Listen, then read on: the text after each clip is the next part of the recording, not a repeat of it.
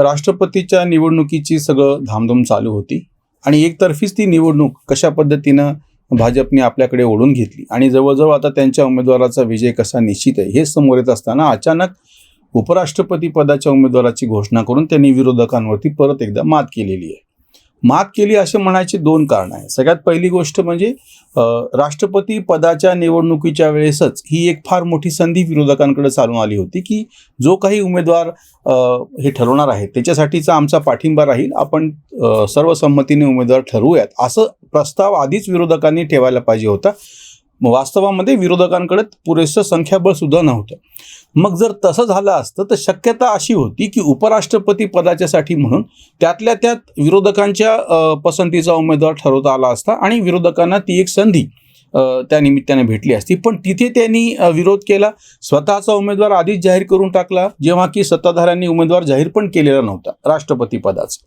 आणि त्याच्यामध्ये त्यांनी ज्या पद्धतीनं एक आदिवासी महिला समोर केली आणि त्याच्यामध्ये विरोधकांची म्हणजे एकमुठ किंवा ज्याला महागठबंधन असा एक शब्द 2018 मध्ये वापरला होता, त्या महाबंधनाचे तुकडे तुकडे झाले आणि विरोधकांची एकी आहे असं काही दिसलं नाही. यशवंत सिन्हा हा तर कोणाच्याच पसंतीचा फारसा उमेदवार नव्हता, हे आता सिद्ध झालेलं आहे. आता उपराष्ट्रपती पदासाठी ह्या सगळ्या धामधुमीत म्हणजे अजून विरोधक त्या धक्क्यातून बाहेर आलेलेही नव्हते. राष्ट्रपती पदाची प्रत्यक्ष निवडणूक अजून होते आहे.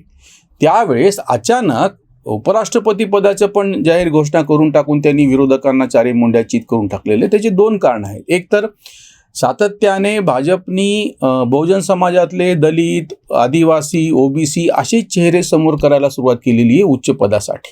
म्हणजे 1990च्या मंडल आयोग लागू केल्याच्या नंतर फार मोठ्या प्रमाणामध्ये बहुजन नेतृत्व, ओबीसी नेतृत्व, दलित आदिवासी नेतृत्व असं समोर करण्याचे एक धोरण निश्चितपणे भाजपने आखलं आणि ते प्रत्यक्ष अंमलामध्ये आणून दाखवलं. ह्याच्या नेमकं उलट विरोधकांना ही संधी असून सुद्धा त्यांनी त्यांच्या पातळीवरती असं काही करता नाही आलं. जे डावे मोठ्या मोठ्या आवेशानं असं म्हणत होते की संघाचा सरसंघचालक ब्राह्मणेतर का नाही, वास्तवतः एक संघ राजेंद्र भैयासारखा सरसंघचालक ब्राह्मणेतर होऊन गेला यांना माहीत पण नाही.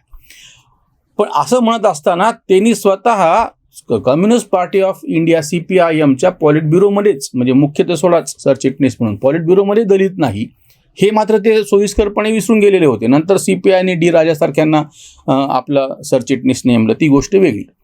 म्हणजे विरोधक बोलत एक होते, कृती एक होती आणि त्यांनी जो एक लूज बॉल फेकून दिलेला होता त्याच्यावरती सिक्सर मारणं सहज सोपं झालं सत्ताधाऱ्यांना की त्यांनी ठरवून त्यांच्या परिवारातले, त्यांच्या सोयीचे असलेले किंवा त्यांच्या परिवारातले नसलेले पण त्यांच्याबरोबर दीर्घकाळ असलेले जे आता जगदीप धनखड मुळात हे राजस्थानमधले आहेत, जाटांपैकी आहेत, किसान पुत्र म्हणून त्याचा उल्लेख आवर्जून केला गेला. त्याच्यानंतर माजी उपपंतप्रधान देवीलाल यांच्या ते कसे जवळचे होते, चंद्रशेखर यांच्या मंत्रिमंडळात होते, नरसिंहराव यांच्याबरोबर होते, नंतर मग ते भाजपमध्ये आले. सर्वोच्च न्यायालयात त्यांनी वकिली केलेली आहे. पश्चिम बंगालचे राज्यपाल म्हणून त्यांनी ममता दीदींशी कशा पद्धतीनं ते खेटले हे सगळं समोर आहे. त्यांचं नाव पुढं केल्याच्या नंतर 2-3 अडचणी आता विरोधकांना आहेत की पहिली गोष्ट म्हणजे बहुजन चेहरा समोर त्यांनी केलेला आहे.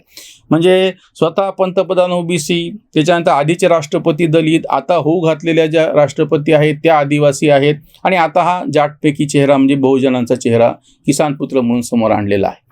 म्हणजे तुम्ही जो किंवा लोकसभेचे पण आता सभापती बिर्ला हे बहुजन समाजापैकी आहेत. म्हणजे वारंवार जो आरोप केला जात होता भाजपवरती, शेठजी भटजीचा पक्ष, बामणी पक्ष आहे, मनुवादी कावा आहे, वाटेल तसा एक आरोप आजही किंवा आपण महाराष्ट्रामध्ये बघतो की फुले शाहू आंबेडकरचा महाराष्ट्र असं म्हणत असताना भाजपनी बरोबर ठरवून शिवसेनेतलं बहुजन नेतृत्वच मुख्यमंत्री पदावरती बसून त्याला पाठिंबा देऊन दाखवला.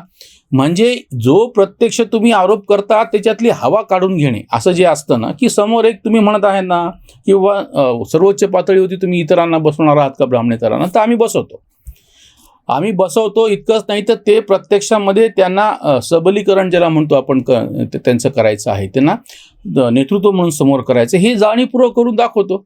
आता अडचण विरोधकांची अशी होऊन बसलेली आहे की त्यांना जी संधी ही चालून आलेली होती की आपण या निमित्तानं आपल्याकडे तर सध्याच्या उपराष्ट्रपती पदाचं तर कुठलाही उमेदवार भाजपने दिला असता तो निवडून आला असता, कारण की उपराष्ट्रपती पदासाठी लोकसभा आणि राज्यसभा यांच्या सगळ्या सदस्य मिळून ठरवतात आणि या दोन्हीमध्ये मिळून सत्ताधाऱ्यांकडे अगदी सहज असं बहुमत आहे. त्यासाठी त्यांना कुठलाही आटापिटा करायची गरज नाही, कुठलीही तडजोड करायची गरज नाही.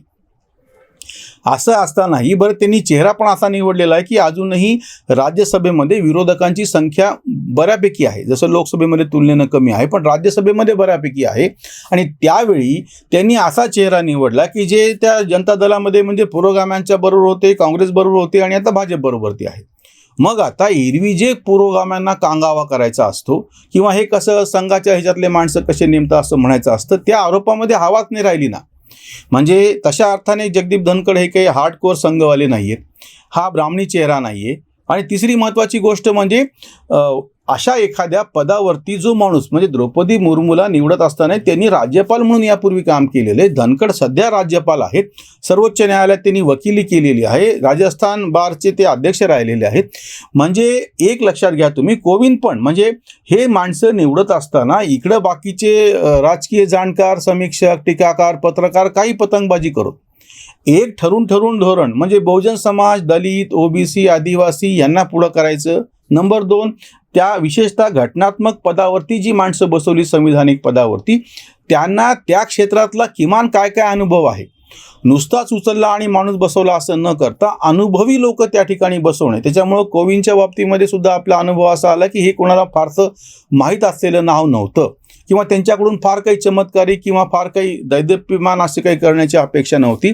पण त्यांनी या सगळ्या कालखंडामध्ये अतिशय शांतपणे ते काम व्यवस्थितरित्या पार पाडणे, कुठलाही काय संघर्ष समोर उत्पन्न न होता किंवा कुठलंही घर्षण सरकार आणि राष्ट्रपती भवन याच्यामध्ये निर्माण न होता अतिशय चांगल्या पद्धतीने शांतपणे त्यांची कारकीर्द पूर्ण केलेली आहे. किंवा यापूर्वीचे सुद्धा उपराष्ट्रपती व्यंकय्या नायडूंनी सभागृह अतिशय उत्तम पद्धतीने चालवलेलं होतं, पण ते प्रत्यक्ष हार्डकोर भाजपचेच होते. पण आता त्यांनी हे जे नवीन सगळे लोक समोर आणलेले आहेत हे काही पूर्णपणे भाजपचे आहेत असं नाही. म्हणजे त्याच्यातून एक संदेश नकळतपणे या भाजपच्या नेतृत्वाने दिलेला आहे की आम्ही सर्वसमावेशक आहोत, विविध पद्धतीच्या विचारसरणीच्या लोकांना पण आम्ही आमच्यामध्ये समाविष्ट करून घेतो आहोत, तुम्हाला काय टीका करायची ते करा.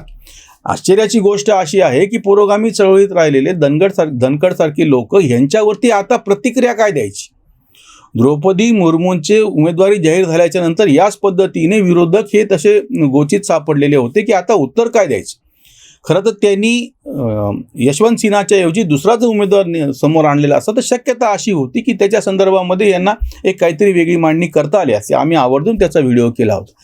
मग जर तेव्हाच काहीतरी एक नीट धोरण ठेवलं असतं तर आताची उपराष्ट्रपती पदाच्या निवडणुकीमध्ये सुद्धा काही बदल आपल्याला दिसले असते समोर, किंवा विरोधकांचं काहीतरी तर म्हणणं आहे ते महत्त्वाचं आहे, त्याची दखल घ्यावी असं समोर आलेलं असतं. पण ती पण संधी त्याने गमावली आणि राष्ट्रपती पदाची संधी गमावली म्हणून त्याला लागून येणारी उपराष्ट्रपती पदाची संधी ती पण गमावली. आता हे जे नवीन उपराष्ट्रपती त्या पदावरती बसतील आणि आता प्रत्यक्ष निवडणूक होईल, एक तर विरोधकांनी अजूनही अशी संधी आहे की त्यांनी ही निवडणूक बिनविरोध होऊ द्यावी. त्यांच्याकडे पुरेसं संख्याबळ नाही आहे. दुसरी महत्त्वाची गोष्ट म्हणजे असा काही इश्यू म्हणजे त्याच्या विरोधामध्ये उभं करून तुम्ही फार मोठ्या प्रमाणामध्ये हे जे आंदोलन झालेलं होतं, किसान आंदोलन जे झालं होतं, त्याच्यामुळे सरकारला 2 पावलं मागे यावं लागलं होतं, ते कायदे मागे घ्यावे लागले होते. एक प्रचंड रोष शेतकऱ्यामध्ये होता असं सांगितलं जात होतं. टिकेतसारखा जो चेहरा समोर आला होता तो केव्हा शून्य होऊन गेला. त्याच्यानंतर उत्तर प्रदेशात निवडणुका झाल्या, त्या उत्तर प्रदेशात निवडणुका पूर्णपणे सफास्चाट करून टाकलं भाजपने विरोधकांना. त्याच्यातही त्यांनी पूर्णपणे तो जो विरोध होता पश्चिम भारतामधला, उत्तर आणि पश्चिम भारतामधला असा जो विरोध होता तो सगळा पूर्णपणे त्यांनी संपवून टाकला. आता त्याच समुदायापैकी एका व्यक्तीला उपराष्ट्रपती पदाचा उमेदवार करून त्यांनी अजून एक मोठा संदेश दिलेला आहे की आम्ही शेतकऱ्यांच्या बरोबर कसे आहोत. ह्याचा सगळे वारंवार असं सांगतात. म्हणजे एरवी काय सांगत होते तुम्ही की असे काही चेहरे समोर तुम्ही का करत नाही, आणि केल्याच्या नंतर आता असं म्हणणार की चेहरा समोर करून काय होणार आहे, आमच्या शरीरावरती आमचं डोकं कुठे आहे, हे जे गोविंद पानसरे म्हणतात की जरी समोर चेहरे केले असले तरी डोकं मात्र मेंदू मात्र तो रेशीम बागेतून नागपूरमधूनच चालतोय. असं करताना आरोप किती करो, प्रत्यक्षामध्ये बहुजन समाज, दलित, आदिवासी यांना असं दिसतं आहे की आपलं प्रतिनिधित्व हा पक्ष करतो आहे आणि सर्वोच्च पदावरती त्यांना बसवतो आहे. वेगवेगळ्या पदांवरती जेव्हा दलित, आदिवासी, ओबीसी प्रत्यक्ष बसलेले दिसत आहेत आणि त्यांना त्यांचा एक विशिष्ट सन्मान दिला जाताना दिसतोय, त्याच्यामुळे सर्वसामान्य अशा ह्या समुदायातल्या लोकांच्या आत्मसन्मानाच्या संदर्भातली जी भावना आहे ती कुठेतरी सुखावल्या जाते आहे आणि आजही हे विरोधक समजून घ्यायला तयार नाहीत. जगदीप धनखड हा चेहरा समोर करून सत्ताधाऱ्यांनी परत एकदा विरोधकांवरती मात केलेली आहे. आता शक्यता अशी आहे, जर विरोधक ह्याच्यापासून काही शहाणपण शिकले तर त्यांना पुढे त्याच्या संदर्भामध्ये ही जर निवडणूक बिनविरोध झाली तर ते काही शहाणपण शिकले असं म्हणता येईल. पण शक्यता अशी आहे की ते काही शिकणार नाहीत. ठरल्याप्रमाणे काहीतरी एखादा उमेदवार उभं करतील, त्याला मतं पडणार नाहीत आणि परत कांगावा करायला विरोधक मोकळे होतील. विरोधकांनी संधी गमावली आणि सत्ताधाऱ्यांनी त्यांच्यावरती मात केली, असंच चित्र उपराष्ट्रपती पदाची जी काही घोषणा झालेली आहे उमेदवाराची त्याच्यातून समोर दिसतं आहे. इथेच थांबूयात. धन्यवाद.